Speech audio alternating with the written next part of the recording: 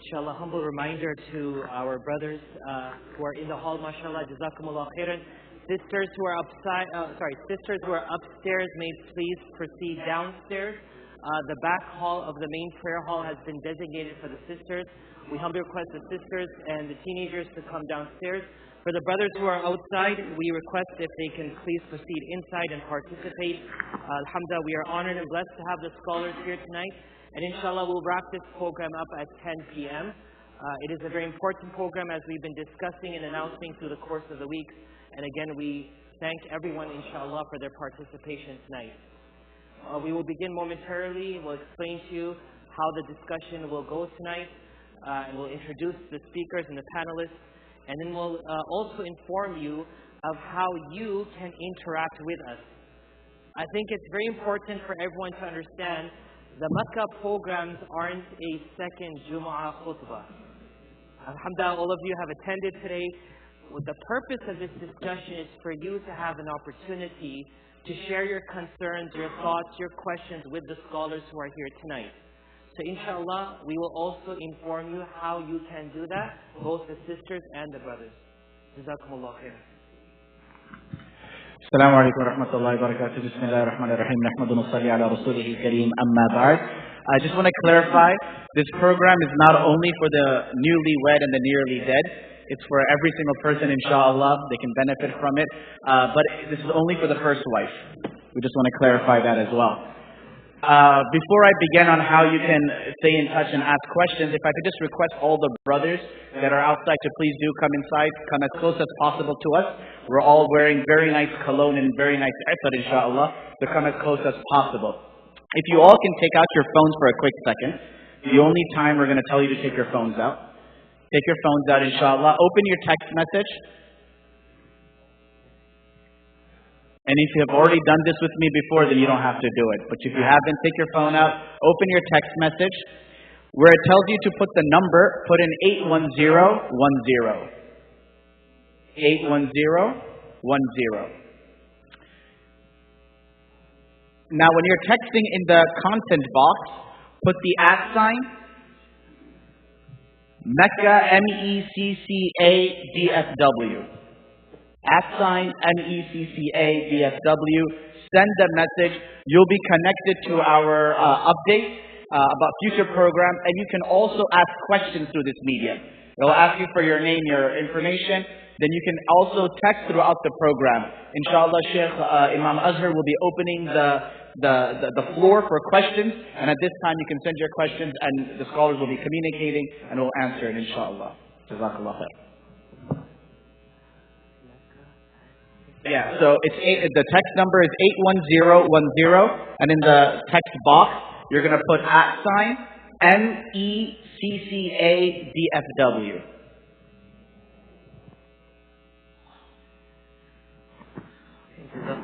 For that, hopefully it syncs up. It's light, right? Just trying to.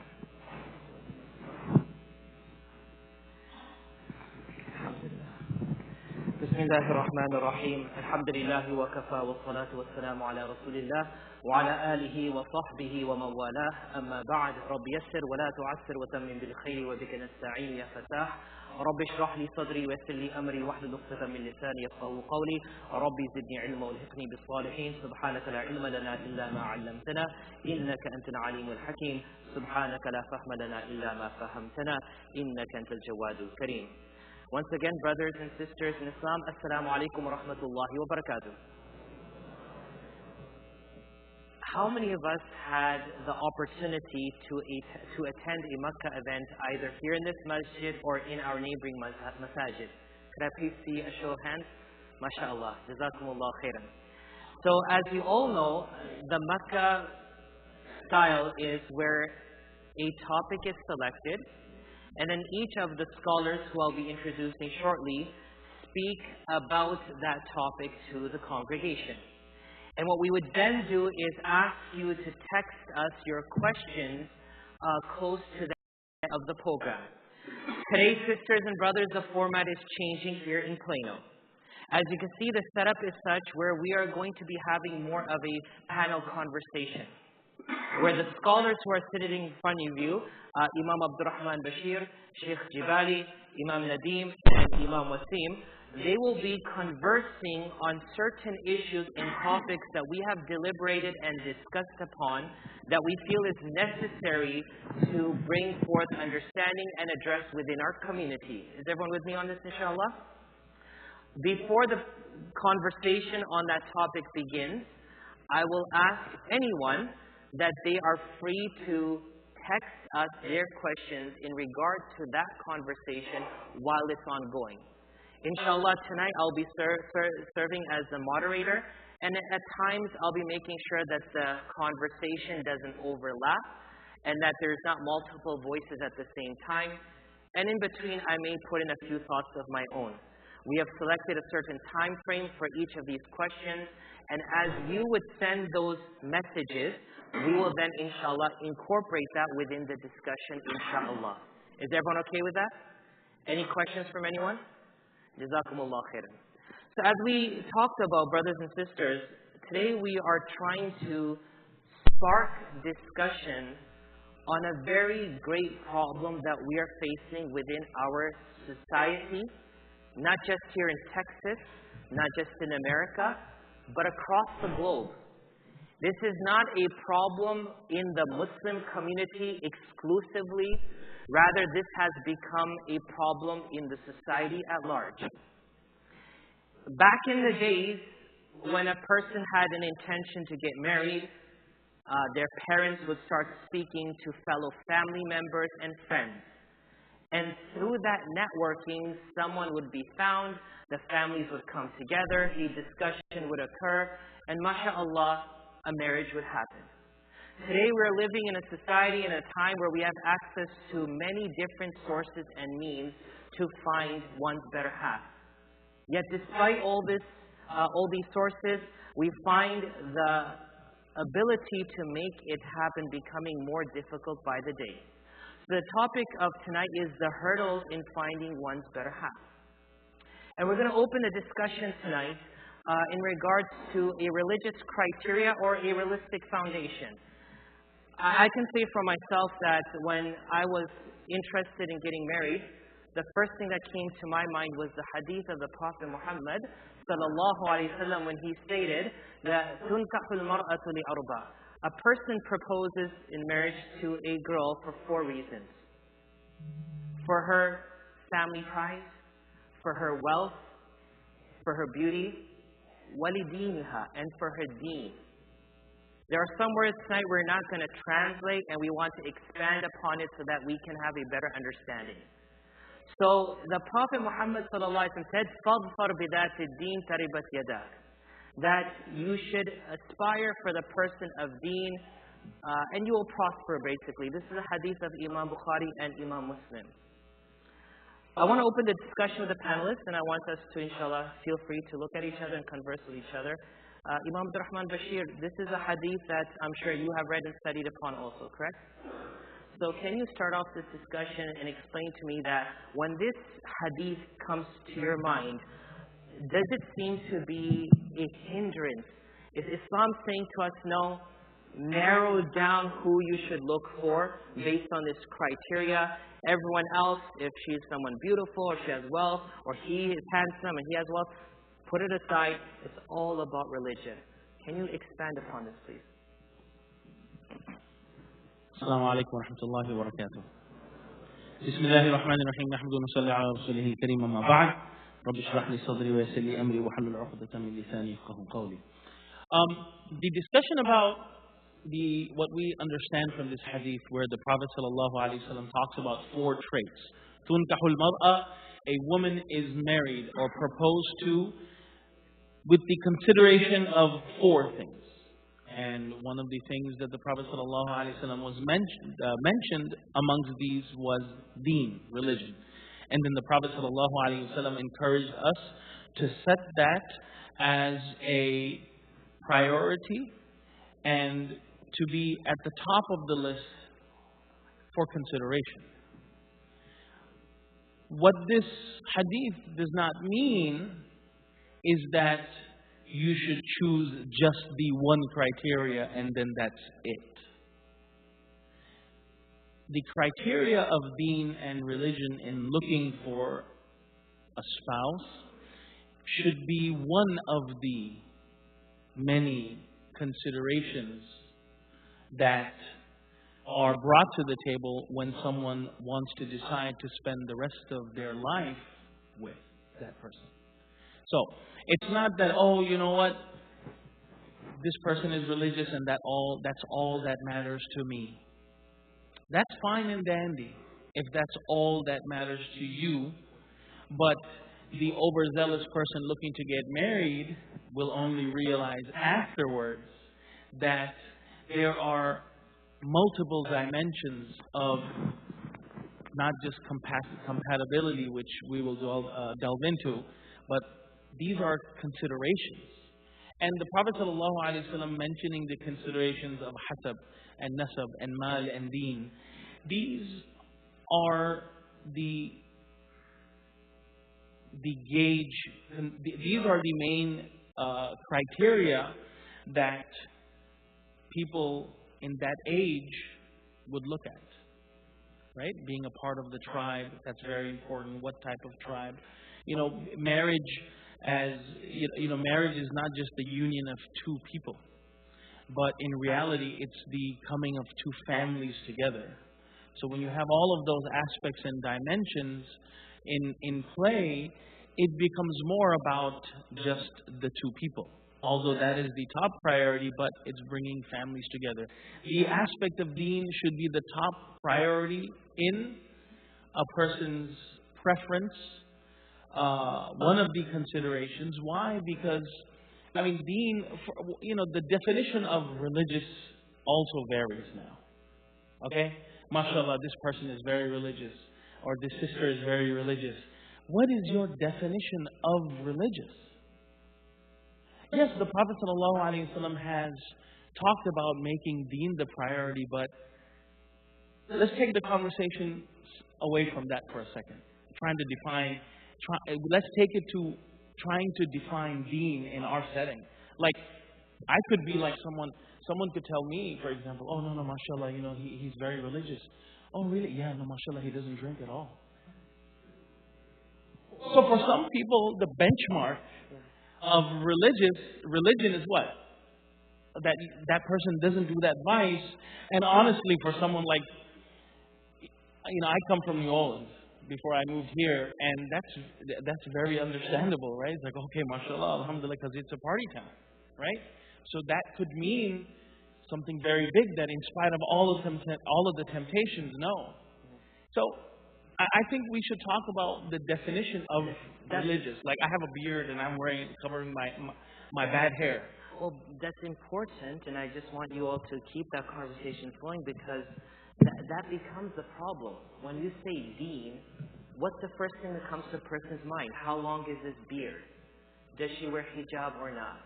How many times did he attend the masjid? Back in the days, it was, Mufti Wasim, correct me if I'm wrong, send people to spy and see, does he pray Fajr at the masjid or not? Is he fasting, or is he at Jimmy's Burger eating food or something? You know what I'm saying? People they thought that was deen, and our children are confused. They're very confused. And sometimes these misunderstandings in regards to deen become the reason why you opt out of two things: out of finding a Muslim spouse, or marriage altogether, which we're going to be discussing tonight. So you converse amongst yourselves. We have to bring perspective to the reality in which we are all residing in. What is this deen thing? So there's two things I want to say on this. Number one is that the American culture also dictates that someone who's religious is someone who's barely making their 5 times salah. If a guy or a girl is praying 5 times salah, this is a religious boy, this is a religious girl. That's what they say. MashaAllah, my boy found a really good girl. She prays 3 out of 5 salahs. My son, MashaAllah, he's really good. He'll make it in for Isra and Tarawih, Ramadan. So that's one aspect. Go for it, Shaykh. I think in some communities there's one wali from the awliya. So Shaykh says they become the friends of Allah. That's number one. Number two is that the issue with boys and girls wanting to get married and saying that I'm getting married, so she's good for my deen. He's good for my deen. And a person steps in thinking that this is, quote unquote, Shaykh wife or Shaykh husband that's going to help me in my religious path, but each person themselves are struggling. So they're trying to find fulfillment in the other, but both don't have direction. So how do you consolidate when a couple says, well, I married him because I saw him at the MSA event, or I saw her at, mashallah, with the hijab tutorial, and I was like, you know what, this is the sister who is the leading of Jannah, right, that I want to get married to. How do you consolidate that? What is the definition of religiosity? What did the Prophet mean when he said, "Fasfar bidat ad-din taribat yadak"? What did the Prophet mean by that? That's exactly what I want us to dissect here and explain to the community. Pausing for a second to the community.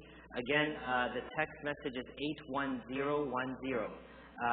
Open your phones to your text message, open up a new text, put 81010, and in that you can text at sign MECCA DFW, and we want, inshallah, within the next 10 minutes to ask your questions or concerns in regards to this topic. What is deen? Because I feel there is a cultural perspective that is overshadowing the religious context. What religion really wanted, I think we've lost it. And so Imam Nadir and Shaykh Jebaly continue talking to each other. Allow the community to understand how we see these things and how we address these things. When someone talks to me about, getting married, I'm looking for someone, or first they'll ask a question. Yeah, I have a friend, and he was talking. Yeah, okay, buddy, it's not a friend, it's you. So by the way, whoever reaches out to me, if you say I'm asking this for a friend, I'm going to automatically assume that it's for you. Okay? So don't pull that one. All right? These are the conversations we have. So I had someone come and ask me that, oh, you know what, I like this person, and how do I break it to my parents? So you go over the whole conversation. Is she religious? Yeah, she's really religious. And then when you ask certain questions, right, like the basics, and again, this is not being judgmental. Okay, this is not just being judgmental. It's just you ask follow-up questions that, okay, does she do this, do this, do this? No, okay, whatever. And we don't want to judge. So I'm like, hey, bro, on what basis did you judge this person to be religious? Like, what was your gauge? You know what I mean? And I just want to share some advice when it comes to, looking for religion in a spouse. And it goes both ways. It goes for sisters towards brothers, brothers towards sisters. If you, in the process and in the course of trying to get to know one another, and that's a whole topic of discussion, right? In the courting of one another, or et cetera, et cetera.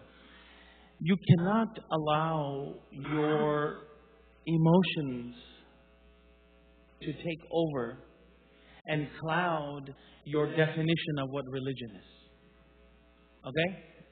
Like you have a certain mindset that yes, this is what I consider religious. And then you start to get to know one another, but then in the process you get so emotionally invested that now it's like, oh no, but he's a good person. No, he's really good at heart. Yeah. Okay. How long have you known each other? Oh, just 3 months. Yeah. Ask his mama how his heart is. Okay? You can't get to know somebody. You know what I mean? At such a level where, okay, you've just passed judgment of potential in one person. I think some people, I've been there, done that, so I'm done. I'm good. Father of 3.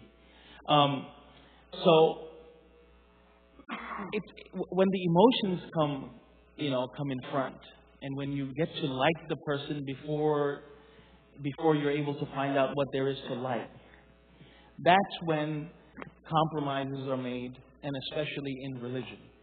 Yeah, you know what? We'll help each other.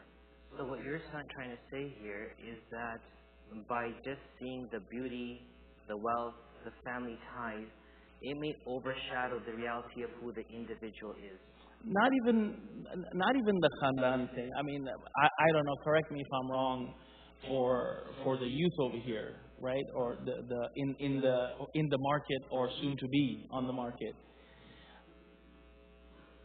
a lot of youth that I come across, they don't really care about the family. It's not a consideration for them. Families are not a consideration. Race, ethnicity is not a condition. When we talk about deen, right, in the beginning we said, okay, what is the definition of being religious? But that definition, even if you have a definition of what it means to be religious, that definition will change. And you will redefine the definition of religion just because now you like this person. But Imam Arabi, the question is that for me, religious would connotate something else. For Omar, religious is someone who just maybe has a I love Islam sticker on his fridge. For another person, religious may be a hafiz of the Quran. Another person is just praying salah. When the Prophet says that your marriage will be blessed, what religiosity does he entail? What was the unique factor of religiosity in Medina Munawwara that the Prophet ﷺ was trying to highlight? A. And B, is it still possible that you find a religious person and they're not the right person for you? Yes. The answer for the question of Brother Wasim, that it's really hard to define a person that who has a suitable religion for me. Because people are different in that. And we know this for sure. Some people, as Imam Azhar mentioned, that once they pray the 5 daily prayers, now they think that they fulfill the deen. The sister, once she wears the hijab, she feels that this is the whole deen, and deen is summarized in that. But there is a certain point I want to also discuss with Imam Nadir, that many of the problems that people have and the couples have, that they find out after years or after a couple of months from marriage that they didn't choose the right person religion-wise.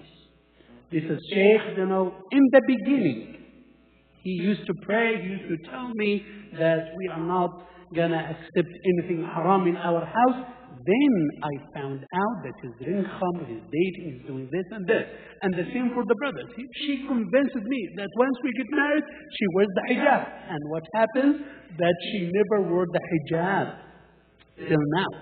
So there are things appear for us that they are religious.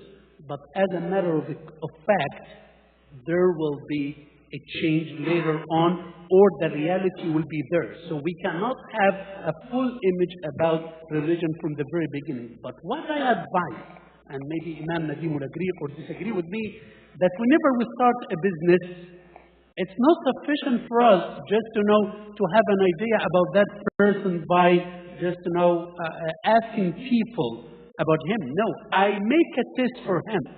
So, and this happens, alhamdulillah, and I see this, some couples, they ask, if this happens, what are you going to do? If, I decide, for example, to go out for work, what will be your reaction? Are you going to accept something like this? If I take off the hijab, what is going to be your reaction? And the same for the brother. You will ask the sister, the fiancé, questions like this. So you are just putting him or her in a test. And I think this is an effective way, and also to write down like something that they agree upon as a husband and wife that will never happen in the future. Do you agree with me that this is going to be a way to know much, but at the same time, sometimes there are radical changes. But this is at least something and some effort that you can do to secure your life in the religious perspective. So I actually agree with you, Shaykh Jebaly. One of the things that I have seen, and I've seen this many times happening too, that a sister came to me, my husband is drinking. The very first question I would ask her is that, did you know that he was drinking before you got married? Yes, I knew he was drinking before, but he may have promised to me. And, this is a sister who was actually, she was new to Islam. So in her mindset, a Muslim never lies. Okay? Newsflash, it happens. Muslims do lie too, unfortunately. Never lies, but drink on the weekend. Okay. So the one thing is that we have to know exactly what we're getting into prior to getting married. This is something I've always said. I actually teach the fiqh family myself to some seniors, and I've always taught them this main thing before you get married. You have to do your homework. You have to know exactly what you're getting into. If there's a person, see, people don't change overnight. If there's a person who has a habit of doing something, they may stop that habit, that bad habit on a temporary basis just because they want to marry you. But that doesn't mean that they're going to simply just walk away from their habit. They might be doing something for probably 3-4 years, and then the sister comes around and they want to get married to that sister, and they won't drop that overnight. So you have to know exactly what you're getting into prior to getting married. I think there is also a very important point that I want to conclude with. Mostly, alhamdulillah, everybody wants to get married. He makes it hard. But sometimes we have a mistake concerning the concept of al-istikhara.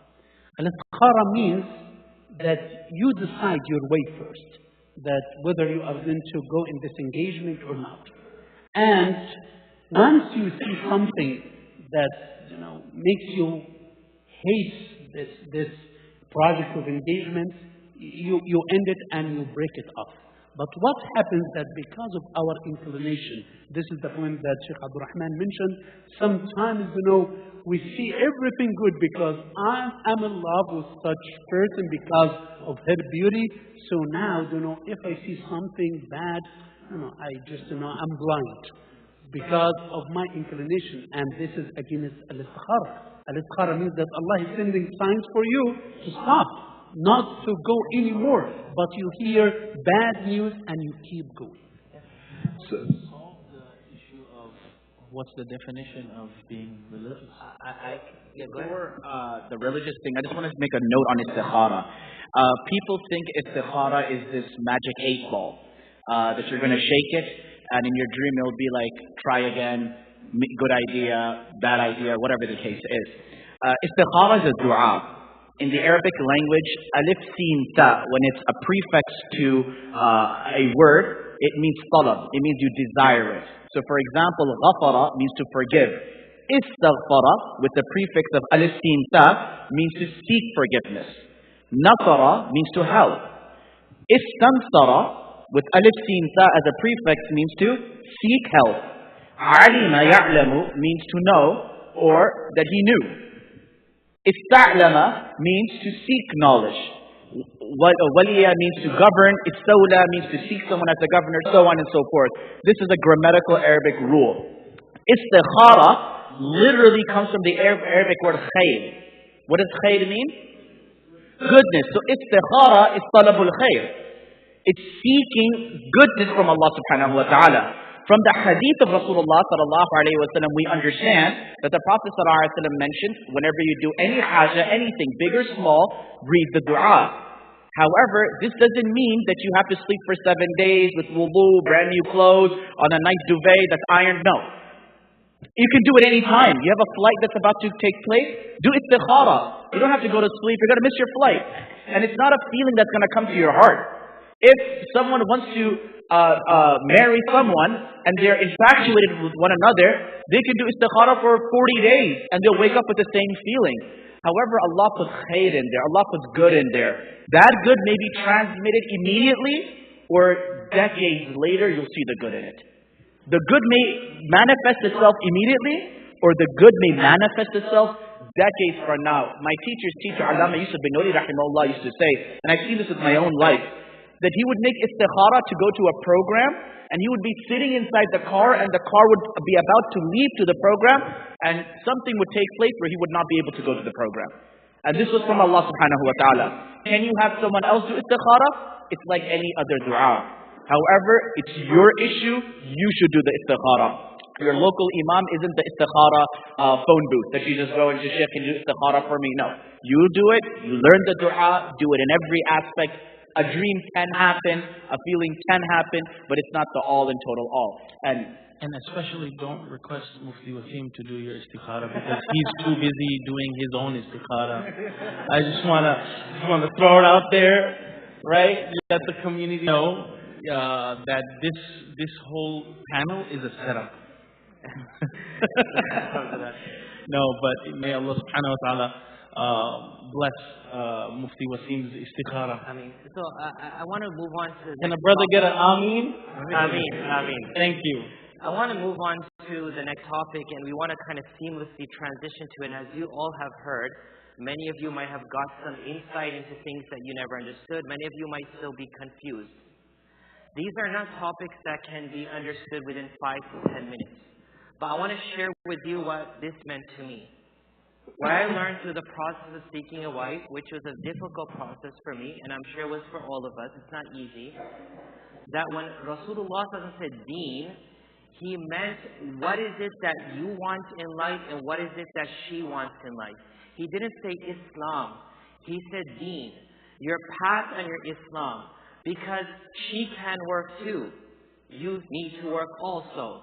The thing is, if from the get-go there is conflict of what each other wants. She says, I'm going to go to work. He says, no, you stay home. I'm going to work. She's saying, I don't want kids. He says, I want 100 kids. What's happening here is there's a rubber band. Picture a rubber band. You are now trying to stretch it. Everyone's with me? Keep stretching it, keep stretching it, keep stretching it. Ultimately, it's going to snap. So what deen meant wasn't the criteria of hijab. We have like over 14 questions coming on this, and we just want to kind of brush over a few of these because some of them will be discussed in the subsequent topics. If a girl doesn't wear hijab, it is not the criteria of accepting her in marriage or not. If a brother doesn't have a beard, it's not the criteria of acceptance or not. Do not make religion a point wherein you feel that this person will be my support system for my deen. This is totally false. Each of you are a support system for the other. The days that I can't wake up for Fajr, she's going to push me to wake up. The days that she's not waking up, before I leave to the masjid, I'm going to wake her up. Deen means that you help each other. The biggest complaint you see, I thought he or she was a perfect Muslim. No one is perfect. Perfection comes from two coming together. That's what marriage is about. Now when you do that, beauty transforms. We are living in a society where the commoditization of human bodies has become the norm. You see a MAC poster, Sephora, Macy's, the whole 9 yards. They are making human bodies a commodity. And this is a very important thing I need our youngsters to know. There's no perfect woman or hunk of a guy out there. It's not happening. And that beauty changes. So to me, the understanding of beauty is where your union brings out the internal beauty, which is everlasting and it continues to grow. Where you're coming together, even if you're poor, get married. Because that marriage will bring richness. So don't look at the richness that exists. Pursue the richness that will come. Don't look at the physical beauty. Allow the internal beauty to manifest itself. And lastly, don't look at whose family is more noble. Become the means of a noble family. So with that, we're moving to the next phase, which is, guys, I want to continue talking to each other. It's hard because we haven't done this before. But the questions let's go through some of the questions, inshallah. While Imam Azhar is finding the question, I just want to complete something that Imam ARB mentioned. What was the icon of deen in the life of the Prophet ﷺ? It was the question I began with. The Prophet ﷺ explains the bar of deen in the khutbah of nikah. He explains it. If you look at the verses of the khutbah of nikah, the Prophet ﷺ focuses on one aspect. And what is that aspect? Taqwa. Right? But what does he mean? Not Taqwa Seminary. Not that Taqwa Seminary shout out. But what does Allah mean? I once was with a teacher of mine about 10 years ago. My sister was looking to get married. And I asked him. And this teacher, he was known, very brief, to the point, and his advices are the advices that I think if I was to collect all of my teachers in one area and him in the other area, I remember